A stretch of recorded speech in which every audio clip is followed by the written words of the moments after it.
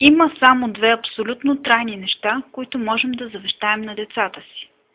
Според Ходин Картер, едното са корени, а другото криле. Корени, за да знаят къде е домът им, да познават и да се гордеят с родината си.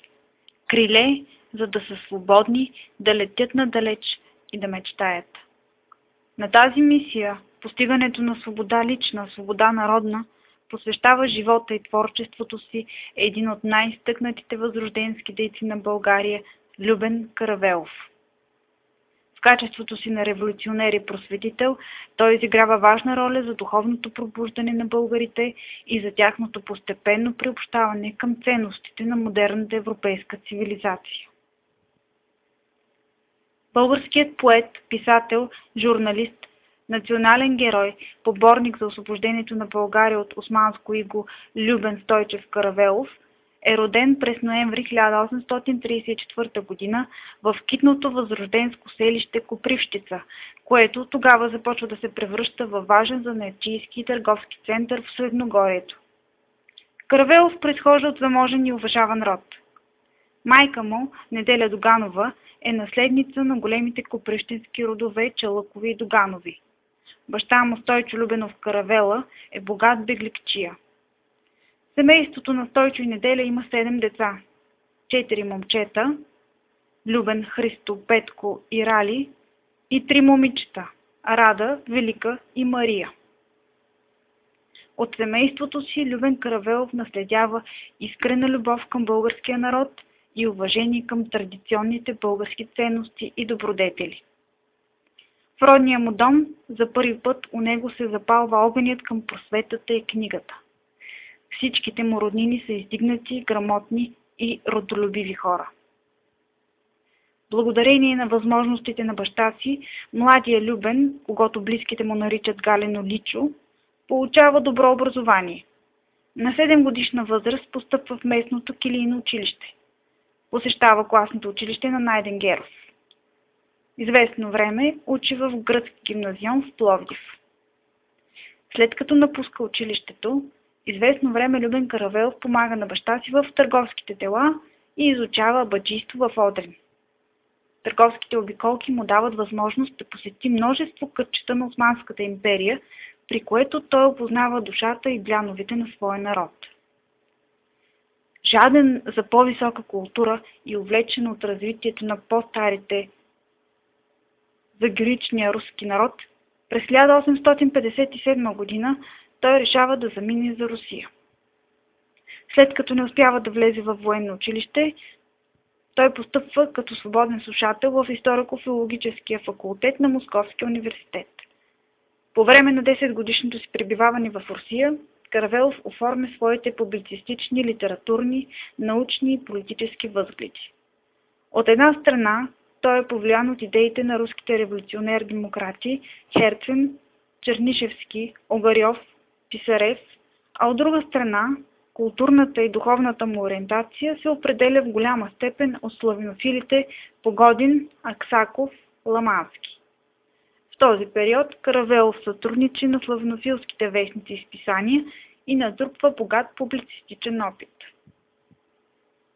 През февруари 1867 г. той се установява в Белград като кореспондент на вестник Голос. Създава Българския революционен комитет. Целта на комитета е да подготви чети на сръбска територия, които да се включат в евентуално българско въстание. Заради контактите си с дейци на местната опозиция Омладина, в началото на 1868 г. Каравелов е принуден да напусне Сърбия и да се установи в Нови Сад. През юни 1868 г. той е арестуван по обвинение в съучастие в организираното от дейците на Омладина покушение срещу сръбския княз Михаил Обренович. Остава в затвора в Будапеща до лятото на 1869.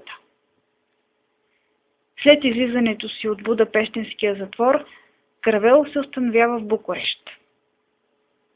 Там той се свързва с местните български мигранти. От 7 ноември 1869 г. издава свой революционен вестник «Свобода», който е печатен орган на създадения от него Български революционен централен комитет. програмните документи на комитета Каравелов застъпва идеята за освобождение на България чрез революционни средства. Той се обявява за пълна свобода, национална независимост и демократично устройство на българската държава, които да се доближават до политическата система на САЩ и Швейцария. Каравелов защитава изграждането на демократично общество, в което ще се гарантират гражданските права на всички.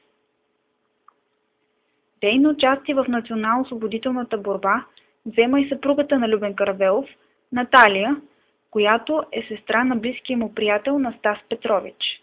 Наталия, или Ната, както я наричат, често пътува между Букурещ, Гюргево и Русе със специални поръчения.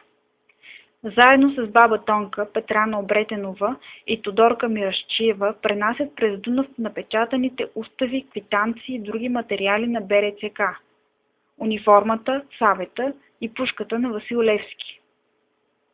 Тя замества съпруга си при печатарската машина, когато Любен е болен. След гибелта на Левски, Каравелов временно се укрива в Белград. По-късно се завръща в Букурещ и започва да издава вестник Независимост. На едно от събранията на БРЦК между Любен Каравелов и Христо Ботев възниква сериозен идеен спор, който по-късно прераства в открита вражда. Постепенно Каравелов се оттегля от активна политическа дейност и се завръща към просветителските си позиции. От януари 1875 г. издава литературното и научно-популярно списание «Знание».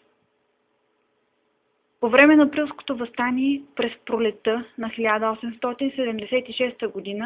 Каравелов отново е обхванат от революционен огън и се опитва да помогне за договаряне на съвместни действия на българи и сърби. След освобождението се завръща в Търново и възнамерява да започне нов вестник «Основа», за което кани да му сътрудничи Вазов. Каравелов знае, че българският народ тъкмо в този момент има най-голяма нужда от просвета. Последните месеци от живота си прекарва в Русе. Неговият земен път е прекъснат от туберкулоза на 21 януари 1879 година. В българската памет Каравелов остава най-вече като автор и преводач на десетки статии, фейлетони, разкази, повести и стихотворения, като един от най-талантливите български писатели и журналисти. Той създава вълнуваща политическа и интимна поезия. Близки до фолклорното звучене, стиховете на «Преминуват годинките», «Не раждай ме, мамо», «Я не плачи, я не тъжи», «Проле дойде и пиленце», «Съдбо моя, невернице» и други се претворяват в народни песни. Пропитото с носталгия към красотите на родната природа стихотворение «Хубава си моя горо» се превръща в неофициален национален химн. В белетристичното си творчество Каравелов възприема реализма като литературен похват. Той пише с образен и жив език, с нагледни, прости, убедителни изрази. Иронията и сарказмът са двете мощни оръжия на публициста. Сред най-известните му творби са повестите «Крива ли е съдбата», «Българи от старо време», «Маминото детенце», «Войвода», «Неда», «Сирото семейство», «Дончо», «Богатият сиромах», «Децата не приличат на бащите си», «Нено». Фейлетоните, обединени под заглавието «Знаеш ли ти кои сме?», драмата Хаджи Димитър Ясинов и мемоарната книга «И с мъртвия дом». Перото на писателя винаги е водено от светлото чувство на обич към земята кърмилница, към родината, на която той се изповядва. Обичам те, мое мило отечество. Обичам твоите Балкани, гори, сипи и техните бистри и студени извори. Обичам те, мой мили крайо. Обичам те от всичката си душа и сърце, ако ти и да си обречен на тежки страдания и неволи. Всичко, щото е останало досега в моята осиротяла душа, добро и свято, всичко е твое. Ти си оная благословена земя, която цъфти която е пълна с нежности, с сияние и величие. Следователно, ти си ме научило да обичам и да плача над всяко човешко нещастие. А това е вече много за един човек. Каравелов обаче не може да си спомни за хубавата природа, без да помисли за робското положение на народа си, който не може да й се радва. Затова, каквито и мисли да има Каравелов, каквото и да го вълнува, той всичко свързва с целите на борбата. С прости изрази и народни мъдрости поетът разрушава предразсъдъците и утвърждава революционната непримиримост и твърдост. Не слушай ти дяда, когато ти рече, че покорна глава саблята не сече. Касапи надколи най-кротките краи, а дивите вълци са живи и здрави. В същото време Каравелов е наясно, че без свобода няма образование, а без образование – свобода. Той е убеден привърженик на просвещенския възглед, че образованието е фактор за развитието и усъвършенстването на обществото и индивида, за неговото духовно освобождение. Образованието според него е средство за борбата за освобождение на българския народ. В брой 1 на вестник Свобода Каравелов пише: ако един народ е силен физически, ако е образован, ако е неразединен политически и религиозно, той твърде лесно може да свали от вратът си господствуващият ярем и да бъде свободен. В противен случай не му трябва голямо юнашество, силна воля и много кръв. Българският патриот вижда образованието като средство не само за политическа, но и за духовна независимост. Това личи ясно от думите му във вестник Свобода. Когато се той, българският народ, освободи от гръцкото духовенство и от турското иго, то ще бъде свободен политически. А когато се освободи от своята простота и незнание, от своите стари суеверия и допотопни нрави, то той ще бъде свободен и духовно. С развитието на науките и образованието Каравелов обяснява прогреса в икономическото и в обществено-политическото развитие. В програмната статия на списание Знание той заключава, че благосъстоянието на един народ или на един човек зависи изключително от сумата на знанието, с което са тия ползуват. Ако духовното око е закрито, то физическото благосъстояние на човекът не е в състояние да върви напред.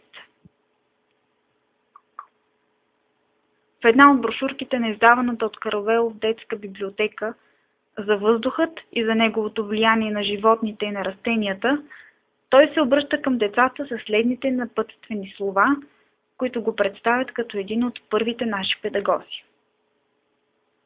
Учението е добро нещо, момченца. Ученият човек много знае, от всичко отбира, всичко му е познато, всичко му е полезно. Даже и от гнилите дрипелци той прави хартия, за да пишеме и да си учиме по нея. Освен това, ученият човек живее по-добре, по-лесно и по-щастливо от неученият. В тези прости думи се въплъщават значението и смисълът на образованието според българския мислител, който се е убедил, че истинското щастие не е в богатството, не е в цилиндрите, защото колко глупави глави има под тях. Любен Каравелов е един от най-пламените апологети на жената за своето време. Той е най-ревностен проповедник на равноправието. От гледище на неговата нравствена философия, мъжът и жената са равноценни величини. Затова той с недоволство констатира, че когато енергията се появлява у мъжът, то тя се похвалява, а когато се появлява у жената, той се дава страшно име. Че като достоинствата и нравствените проявления на човекът припознават различие между мъжът и жената. Семейното възпитание е свързано с майката и съпругата. Жената, която има решаваща роля. Именно за това, според Каравелов, жената се нуждае от повече образование, защото от нея зависи човешкото щастие и напредък. Каравелов има вяра в човека. Той е убеден, че доброто е присъщо на всяка личност, но че лошото възпитание и лошите примери и навици развиват у него наклонност да прави зло. В повестта си "Маминото детенце", в която проследява жизнения път на един чорбаджийски син от най-ранно детство до възмъжаване, Любен Каравелов ни убеждава как богатият син напълно пропада и става жертва на лошия пример на своите родители и неправилните възпитателни методи. Чорбаджиите, към които Каравелов питае безкрайна омраза, са станали жестоки, нечовеци пак поради условията, в които живеят. В повестта "Богатият сиромах" се прокарва идеята, че нищо не унижава и не прави човекът да бъде добиче, отколкото парите. Институцията, която е призвана да коригира грешките на родителите в сферата на възпитанието, според Каравелов, е училището.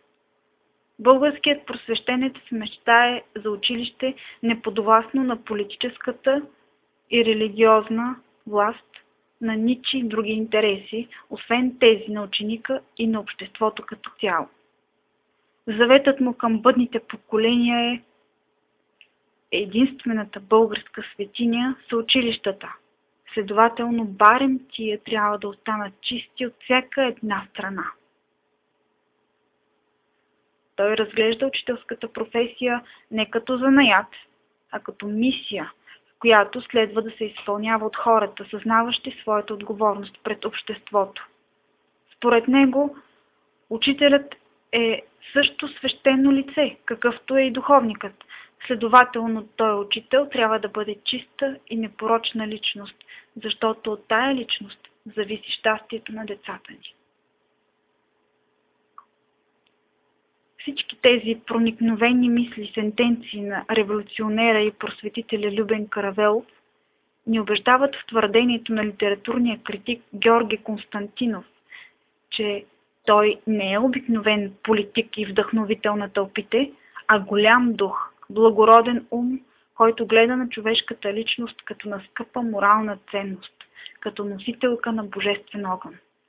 Към възпламеняването на този огън, на свободолюбие и чистосърдечие са насочени неговите вдъхновени, енергични слова, които и днес крият същата заразителна сила, както и в онова велико време, когато той е призован да бъде вожд на българската интелигенция и апостол на българската свобода.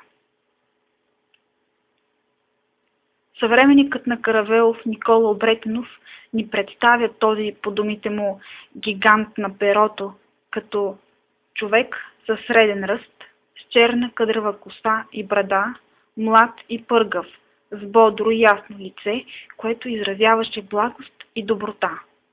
Винаги засмян, той говореше с жар и натъртено. Обнотките му бяха кротки и без преструвки. Внушаваше уважение всеки му, който го види. Ясна представа за въздействащата сила на Каравеловото слово добиваме от летописите на Захари Стоянов, в които се подчертава, че когато съвременниците хъшове четели тия негови повести, когато се описвало как народният хайдутин, начело на своята дружина, кърваво отмъщава на тираните за своята майка, за своята грабната сестра и брат, то книгата треперела в ръцете му, а той сам подскачал от мястото си. Магнетичната Каравелова личност и творчество надхвърлят границите на предосвобожденската епоха и изграждат мост между българските традиции и световните тенденции. Както изтъква академик Михаил Арнолдов, ние не можем да мислим образа на оная епоха без неговата личност и в съзнанието на всички ни живее пиетет към оногова, който пръв ни очарова с правдиви картини на народния живот и ни сроди с идейното движение на Запад и на Русия, подготвил съвременните обществени и културни постижения. Значимостта на Каравеловата дейност е призната и в световен мащаб. Според Воробьов, В историята на световната литература Любен Каравелов представлява необикновено, рядко явление. Той е писал на 3 езика – руски, сръбски и български, и това е свързвало неговото творчество с най-богати художествени традиции. Проникновената изследователка на Възрожденеца Крумка Шарова сравнява Каравелов с живата светлина на пролетта и надеждата. Едва ли би могло по-вярно и по-поетично да се изрази дълбоката същност на всичко онова, което Любен Каравелов допринася за своя народ чрез научните и чрез художествените си произведения, чрез публицистиката и чрез политическата си дейност. Съчетавайки революционните и мирни средства за борба, Каравелов завещава на българските потомци здравите корени на любовта и преклонението пред красивите български земи и волните криле на знанието и просветата.